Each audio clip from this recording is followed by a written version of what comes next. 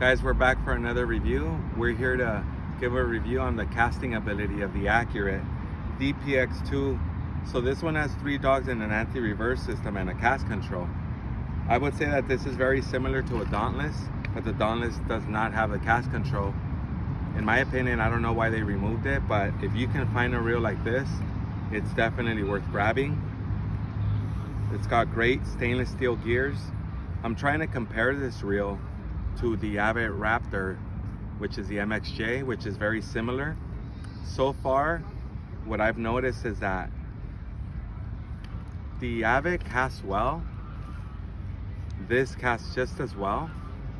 The only difference I feel is that one of them is like driving a Honda Civic, and the other one, which is this one, is like driving an Accord. It feels a lot smoother. You probably are gonna pay a lot more if you find something like this new. I was lucky enough to find this on eBay for about 350 bucks. I just added the bullet knob. Also, something else that I've noticed is that the low gear on this is only a 3-to-1. And I believe that the low gear on the Avid MXJ is gonna be slightly higher. And a lot of people complain that the gear on that reel is not low enough. So, like I said, I'm comparing the casting on both of them. They both cast well. It's just that the other one feels a little cheaper, like not that well made. Like I said, like one's a Civic, one's the Accord. So let's go ahead and cast this so you guys can see what I'm talking about. I'm gonna go ahead and wet the line. I'm using a Penn Carnage 7-foot 10 rod, 20 to 50 pound mono. I'm using a 30 pound mono here and a Tatty 45 jig, because these reels again are intended, at least for my use, to be casting the jig, so which is why I'm doing that. So I'm wetting the line. Now I will tell you that when it comes to the Avid MXJ Raptor, I had the setting on 5-4. I barely even had to touch the spool.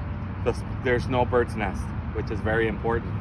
Same with this, there's no bird's nest. Once you find the sweet spot, you leave it there, and that's where you're gonna want it. Now, if it gets moved accidentally, you might have to tune it up while you're on the boat.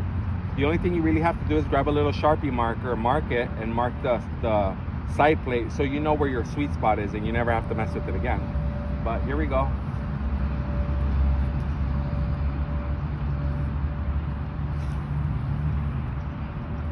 Look at that. Great distance. I barely even touched the spool. Great casting tool. I'm gonna go ahead and set up my last review towards the end so you guys can basically get, I guess, my opinion on what I thought was better and which one you guys might want to go with. Thank you for watching.